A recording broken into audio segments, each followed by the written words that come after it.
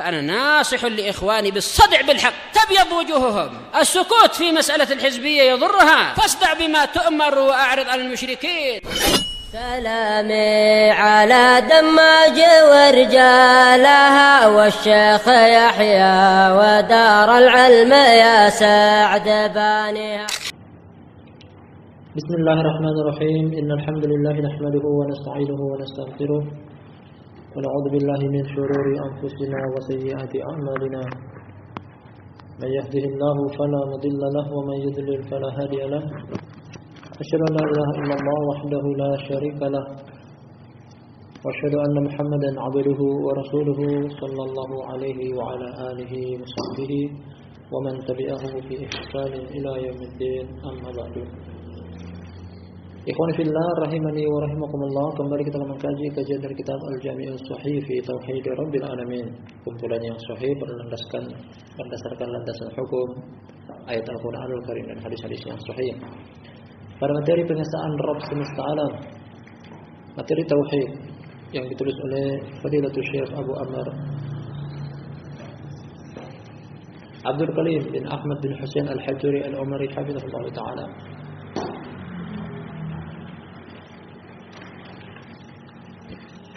Masih dari dua hadis terakhir dari syarat yang ke-8, syarat yang terakhir dari syarat-syarat la ilaha illallah. Artinya kita berada pada dua hadis terakhir dalam judul bab ini, al-kufru bit-taghut. Syarat yang ke-8 adalah mengingkari taghut. Setelah dua dalil yang lainnya telah kita baca dari atau 3 dalil dalam syarat yang ke-8 ini, 1 ayat dan 2 hadis. Kita akan baca 2 hadis terakhir. Kata sang penulis, semoga Allah menjaga beliau, Ar-Rabi was-salatun ba'dal mi'ah, hadis yang ke-134. Qala Imam Ahmad rahimahullahu taala, berkata Imam Ahmad bin Muhammad bin Hanbal, Abu Abdullah Asy-Syaibani, qala haddatsana Abdus Samad bin Abdul Waris, masyhur nama ini, juga termasuk guru Imam Bukhari. Kunyanya Abu Sahal. Qala haddatsana Hammad bin Salamah, Abu Salamah Al-Basri, imam.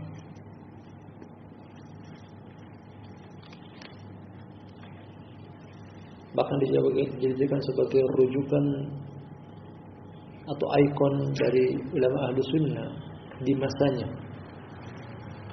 Imam Ahmad rahimahullah ta'ala dalam sebagian ucapannya mengatakan, man taqallama fi Hammad fahuwa mubtadi'. Barang siapa yang mengejek Hammad bin Salamah, Abu Salamah, berarti adalah mubtadi'. An Asim bin Bahdalah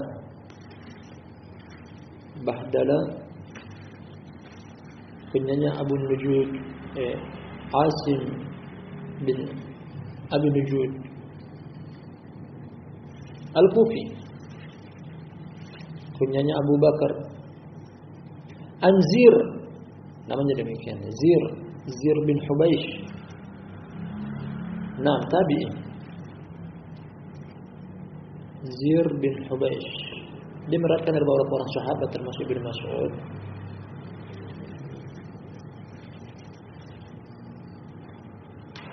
An Ibnu Mas'ud radhiyallahu anhu, dari Abdullah bin Mas'ud.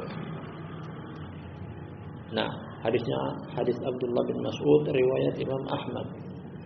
Kata Ibnu Mas'ud, anna Rasulullah sallallahu alaihi wasallam, bahwa Rasulullah sallallahu alaihi wasallam uriyal umama bil mausim, bahwa Rasulullah sallallahu alaihi wasallam ditampakkan kepada beliau umat, yakni di padang mahsyar. Jadi kejadian ini di padang mahsyar ditampakkan kepada beliau umat seluruhnya, umat dengan nabi mereka masing-masing. Farasat alaihi ummatuhu, ditampakkan kepada beliau umat beliau dengan jumlah yang sangat banyak, umat yang terbanyak lebih daripada umat-umat yang lainnya.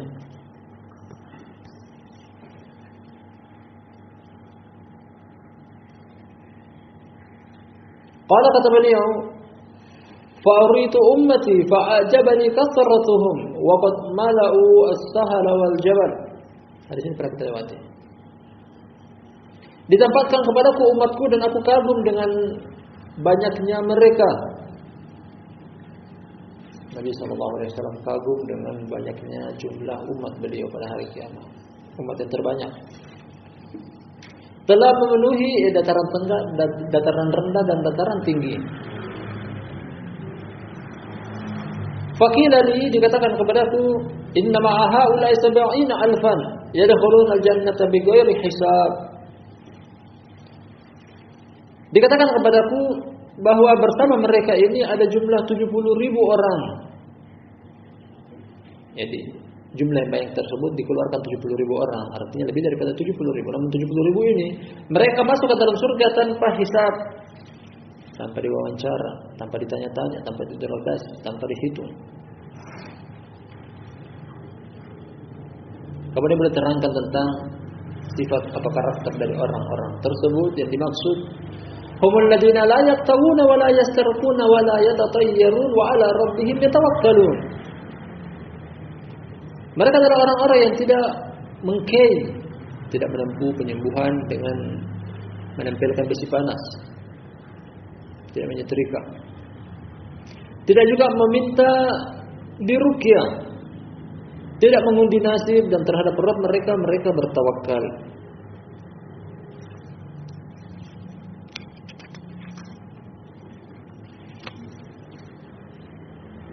Faqala Ukasyah berkata, ya Rasulullah, ud'ullaha ayyaj'alani minhum.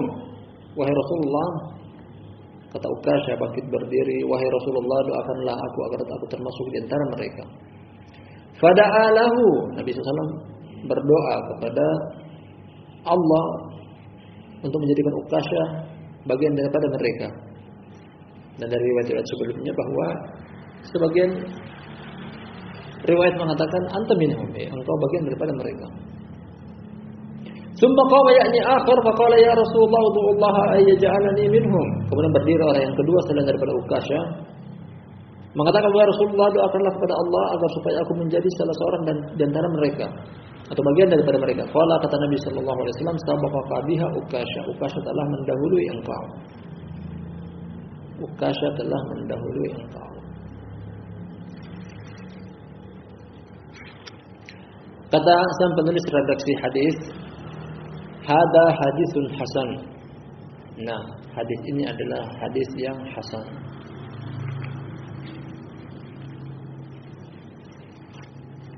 Yang berikutnya, hadis yang terakhir. Al-khamis wal salasun ba'dal mi'ah, hadis yang ke-135.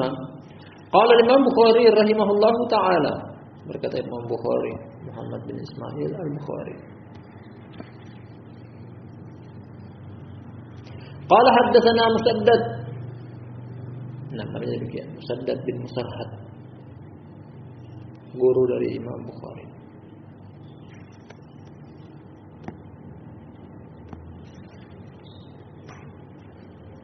Qala haddatsana Ismail bin Ibrahim.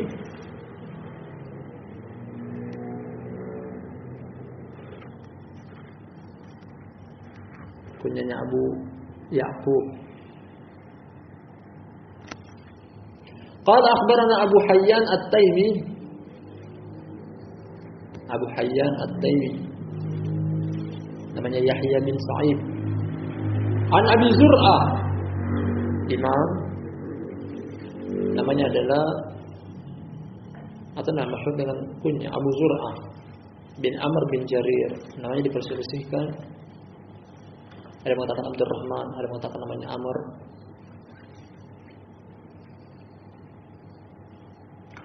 An Abi Hurairah radhiyallahu anhu qala, dari Abu Hurairah, hadis Abu Hurairah riwayat Imam Bukhari dan Muslim. Nanti akan di bagian akhir bahwasanya hadis ini juga diriwayatkan oleh Imam Muslim, artinya muttafaqun alaih.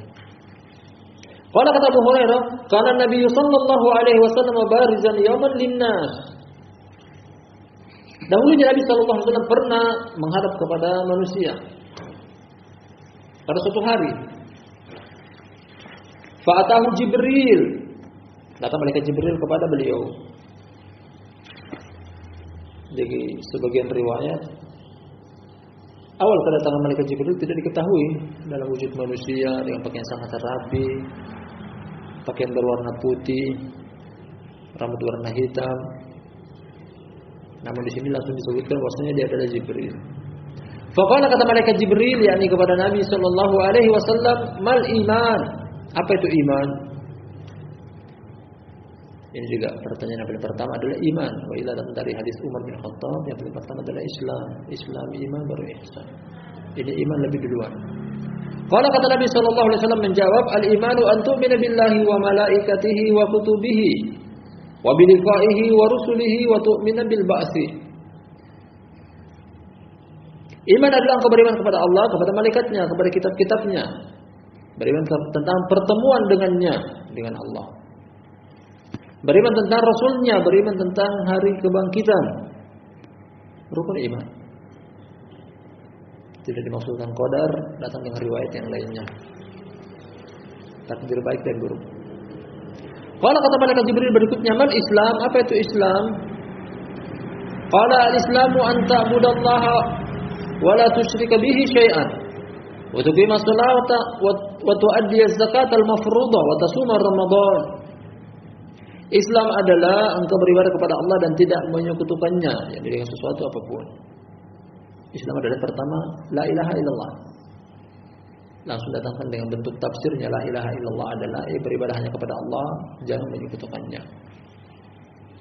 Semana dengan rukun la ilaha illallah terdapat dua rukun, an-nafi wal isbat. An-nafi la tusyrik bihi syai'an. Al-isbat an ta'budallah. Engkau menegakkan salat, menunaikan zakat yang wajib serta berpuasa pada bulan Ramadan. Jadi disebutkan haji datang dengan riwayat yang lainnya. Inilah rukun Islam. Qala mal ihsan? Malaikat Jibril kembali bertanya kepada Rasulullah sallallahu alaihi wasallam, apa itu ihsan? Qala anta abudallaha ka'annaka tarahu fa in lam takun tarahu fa innahu yaraka. Engkau beribadah kepada Allah seakan-akan engkau melihatnya. Namun seandainya engkau tidak melihatnya, yakinlah bahwasanya Dia yakni Allah melihat engkau. Makna daripada ihsan adalah al-muraqabah, selalu merasa diawasi oleh Allah. Itu makna dan tafsir dari ihsan. Allah selalu mengawasi. Kalau kata malaikat Jibril berikutnya, mata sa'ah, kapankah tegak hari kiamat? Ini pertanyaan yang keempat. Iman, Islam, ihsan, hari kiamat. Qala jawab Nabi sallallahu alaihi wasallam, mal mas'ulu anha bi'a'lama minas sa'il wa sa'ukhbiruka an asyaratiha. Adapun tentang waktu kapan tegaknya hari kiamat, kata Nabi sallallahu alaihi wasallam, orang yang ditanya tidak lebih tahu daripada orang yang bertanya. Artinya orang yang bertanya, ini malaikat Jibril, bertanya kepada Nabi sallallahu alaihi wasallam. Jadi orang ditanya. Kalau orang yang bertanya tidak tahu, orang yang ditanya juga tidak tahu. Karena ini bagian daripada ilmu gaib, hanya Allah yang mengetahuinya. Innallaha indahu ilmus sa'ah. Di sisi Allah lah kapan tegaknya hari kiamat. Lanjut ucapan beliau, akan tetapi aku akan memberitahukan kepada engkau tentang tanda-tandanya. Asyurat, alamat. Faqad jaa'a asyaratuha. Fahal yanzuruna illa an ta'tiyahumus sa'ata baghtatan. Faqad jaa'a asyaratuha.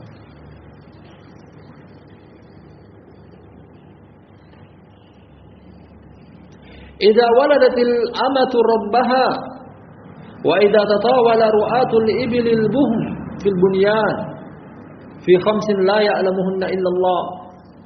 Nanti kita artikan dulu. Aku akan beritahukan kepada engkau tentang tanda-tandanya. Apabila seorang budak wanita telah melahirkan majikannya, melahirkan tuannya sendiri. Jadi seorang anak menjadikan ibunya sebagai budak. Anaknya diperbudak, orang tuanya diperbudak. Apabila pengembala onta berlomba-lomba meninggikan bangunan, jadi termasuk tanda hari kiamat adalah tingginya bangunan-bangunan yang dahulunya belum pernah dijumpai. Pada 5 perkara yang tidak ada mengetahuinya kecuali Allah.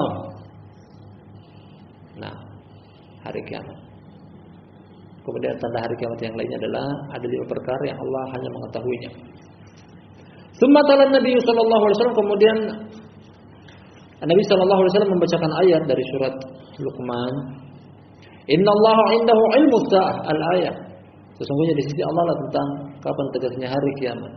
Wa yunazzilul ghaits wa ya'lamu ma fil arham wa ma tadri nafsun ma taksibu ghadan wa ma tadri nafsun bi ayyi ardin tamut. 4 perkara yang lainnya termasuk ilmu ghaib yang hanya Allah yang mengetahuinya.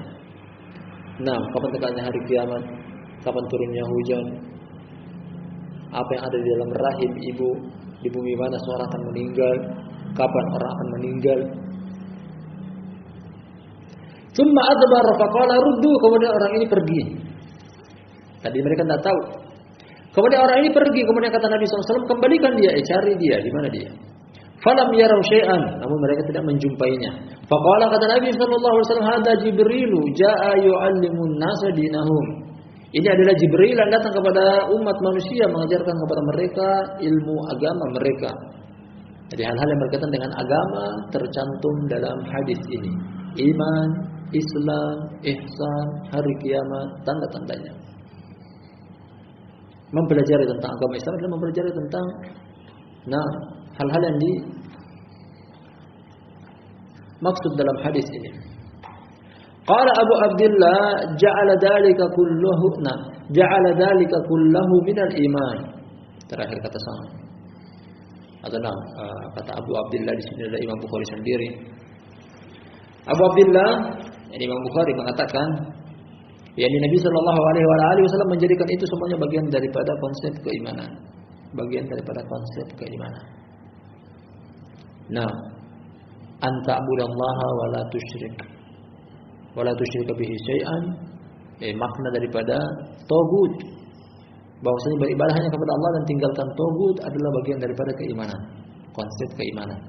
Dan dengan lafaz ini, yakni ucapan akhir dari Imam Bukhari mengatakan bahwasanya beribadah hanya kepada Allah, tidak menyekutukannya, termasuk syarat la ilaha illallah. La ilaha illallah akan bermanfaat ketika kufur kepada tagut dengan ucapan Nabi sallallahu alaihi wasallam la tusyrika bihi syai'an.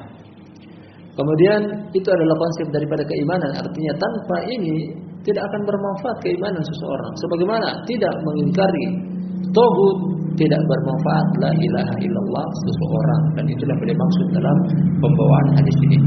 Terakhir kata Syekh Abu Amr rawahu Muslim, artinya hadis ini juga diriwayatkan oleh Muslim, Imam Bukhari dan Muslim dari sahabat Abu Hurairah.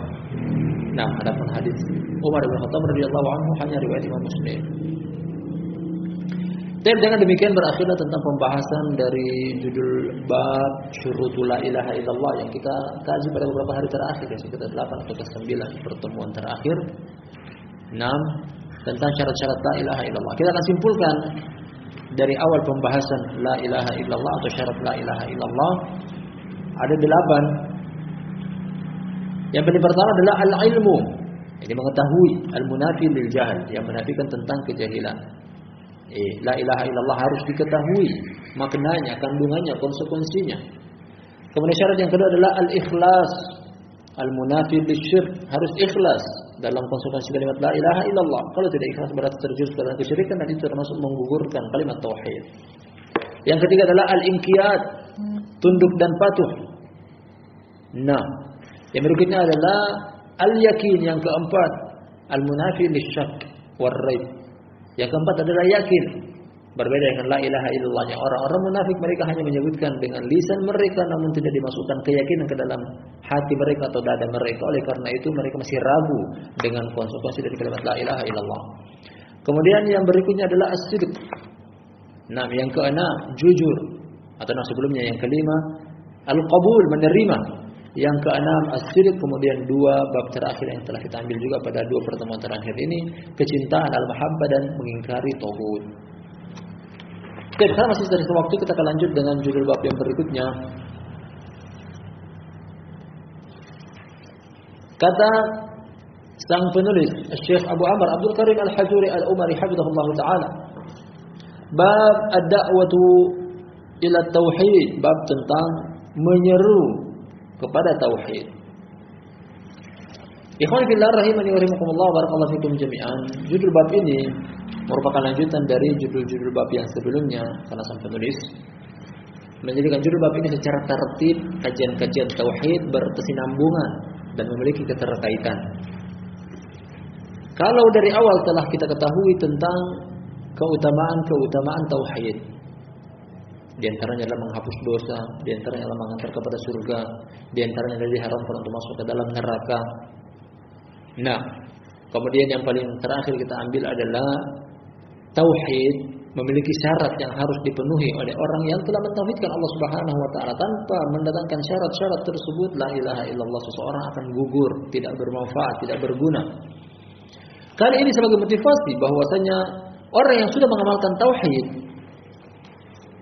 dia mengucapkan tauhid dengan lisannya, dia masukkan ke dalam hatinya, dia jadikan sebagai satu ideologi yang tak mudah kokoh, tak mudah lepas, kokoh di dalam hati, serta dia merealisasikannya dalam penerapan anggota tubuh berupa amalan-amalan yang mendukung tentang tauhid, salat dan yang semisalnya.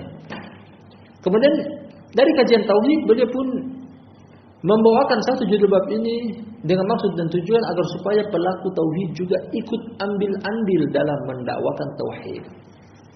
Ini dia. Pelaku tauhid yang sudah mengamalkan tauhid hendaknya juga tidak lupa untuk ikut mendakwakan tauhid agar mendapatkan keutamaan tentang tauhid dengan begitu banyak macamnya. Sempurna tauhid seseorang. Nah, dengan semampu dia berdakwah kepada tauhid semampu dia. Datang dari ucapan Syekhul Islam Ibnu Taimiyah rahimahullah taala bahwa setiap pelaku tauhid wajib bagi mereka untuk mendakwakan tauhid. Nah, pertama wajibnya wajib kifai, artinya ketika salah satu di antara umat telah tegak berdiri di satu lokasi, di satu tempat tinggal, di satu masa, gugur bagi yang lainnya. Namun terkadang juga dakwah kepada tauhid bisa menjadi fardu ain dengan batas kemampuan yang dia sanggupi. Misalnya seseorang dia punya keluarga. Nah, dia sebagai kepala keluarga, dia punya istri, dia punya anak, dialah yang wajib. Atau dialah yang diwajibkan oleh Allah Subhanahu wa taala untuk mendakwakan tauhid kepada keluarganya yang belum paham tentang tauhid, belum tahu tentang tauhid. Karena kata Allah Subhanahu wa taala, ya ayyuhalladzina amanu qu anfusakum wa ahlikum nar. Wahai orang beriman, peliharalah diri kalian dan keluarga kalian dari api neraka, termasuk di dalamnya adalah mengajarkan kepada tauhid.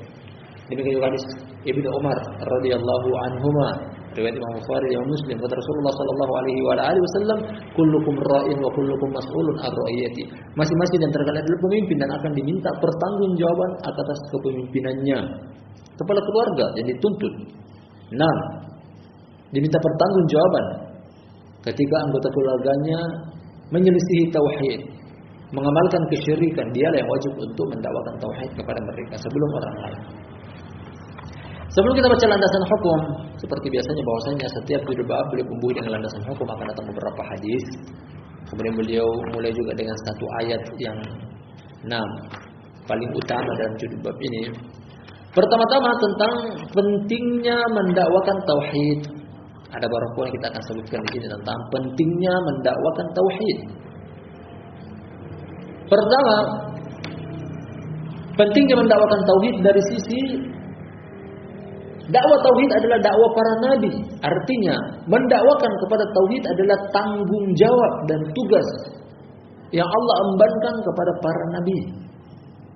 Kemudian ada dari umat yang mendakwakan tauhid kepada umat yang lainnya, berarti dia ikut ambil andil dalam tanggung jawab dan tugas para nabi. Mereka ikut bersekutu, bersyarikat.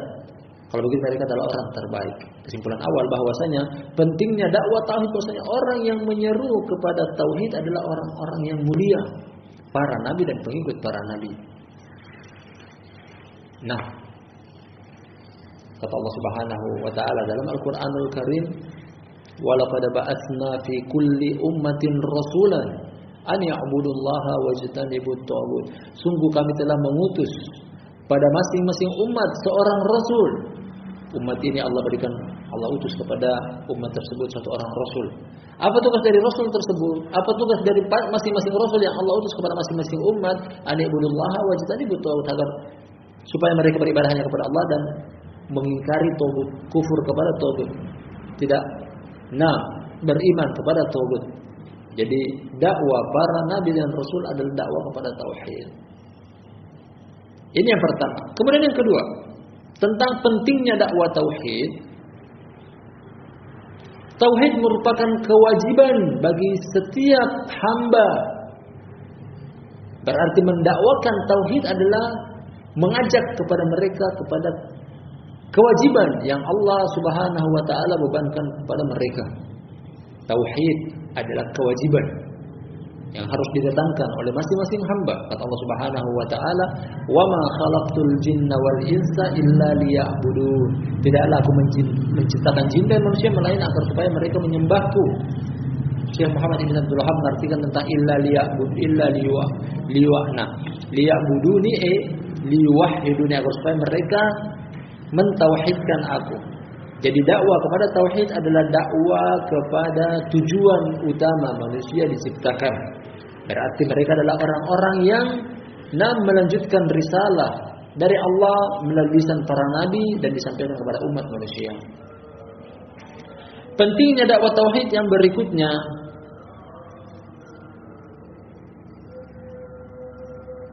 ini merupakan puncak tertinggi dalam berjihad di jalan Allah Subhanahu wa taala. Jadi ada amalan yang paling tinggi dalam agama Islam, apa itu jihad. Nah, jihad. Apa isi daripada jihad? La ilaha illallah. Jihad yang kita artikan dengan sederhananya mengangkat perang, mengangkat senjata, berperang, menumpahkan darah, bunuh-membunuh. Tujuan utamanya adalah, ini dia kalimat la ilaha illallah, tauhid. Dalam hadis Abu Musa al-Asy'ari radhiyallahu anhu, kata Rasulullah sallallahu alaihi wa alihi wasallam, "Man qatala litakuna kalimatullahi hiyal ulya fa huwa fi sabilillah."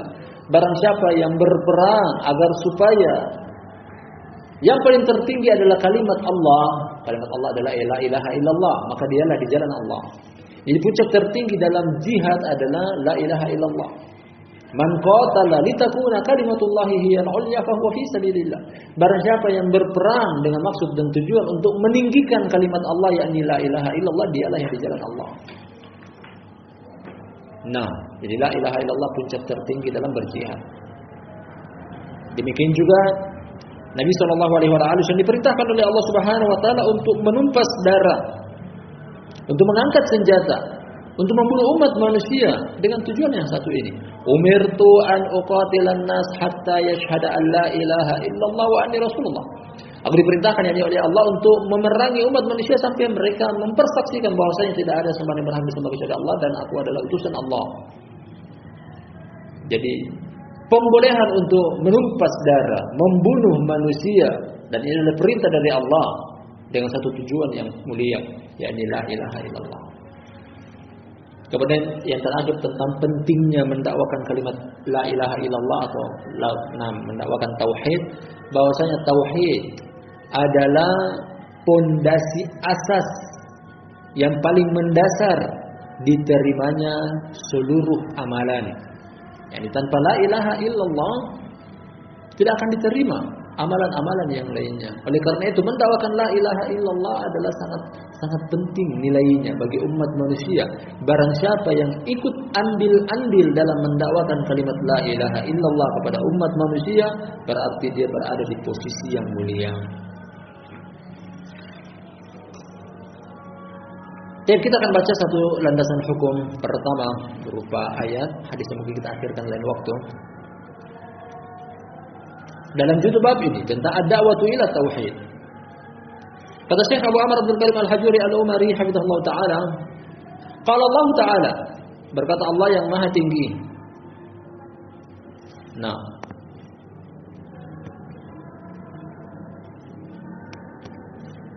Qul hadhihi sabili ad'u ila Allah ala basiratin ana wa man ittaba'ani wa subhanallahi wa ma ana minal musyrikin. Tepat sekali sang penulis bawakan ayat ini sebagai landasan hukum dalam bab menyeru kepada tauhid. Ayat ini tepat sekali, tidak meleset, kandungannya pun sangat tepat. Kita artikan kata Allah Ta'ala, Qul, wahai Muhammad, katakanlah. Jadi setiap qul yang datang dari Al-Quranul Karim, kebanyakannya adalah datang sebagai perintah bagi Nabi Shallallahu Alaihi Wasallam untuk mengucapkan kalimat yang diucapkan setelah qul tadi. Hadhihi sabili, ini adalah jalanku, ad'u ila Allah. Pertama-tama dari potongan awal pada ayat ini, menyeru ke jalan Allah, menyeru kepada tauhid, menyeru kepada la ilaha illallah adalah jalannya Nabi Shallallahu Alaihi Wasallam.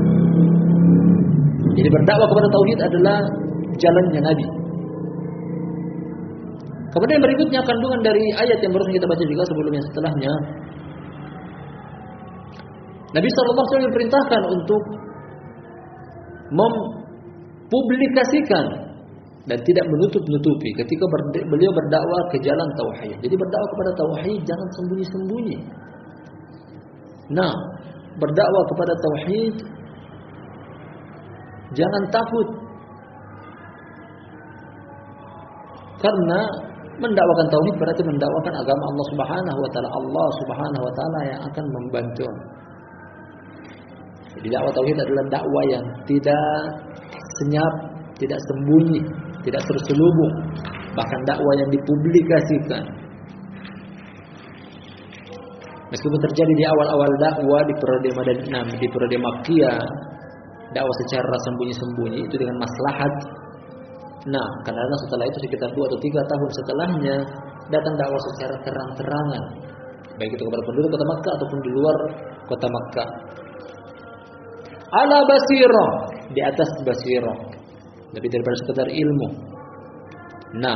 Berdakwah di jalan tauhid dengan ilmu, dengan basirah. Artinya seseorang yang berdakwah hendaknya memiliki ilmu paling pertama. Karena seseorang yang tidak memiliki ilmu, apa yang akan didakwakan? Kemudian basirah di sini bukan cuma sekedar ilmu, lebih daripada sekedar ilmu, mengetahui tentang apa konsekuensi dari ilmu. Karena basirah diartikan oleh para ulama adalah pengetahuan tentang apa yang didakwahi. Siapa yang didakwahi? Diri dia sendiri. Yang berdakwah artinya dia punya wawasan yang luas, bukan cuma sekedar ilmu yang dia punya. Karena basirah diartikan oleh para ulama bahwasanya dia pun harus tahu keadaan yang dia dakwahi, mulai dari orangnya, lokasinya, karakter orang yang dia dakwahi tentunya berbeda-beda. Itu yang dimaksud dengan basirah. Ana wa man ittaba'ani, aku berserta orang-orang yang mengikuti aku.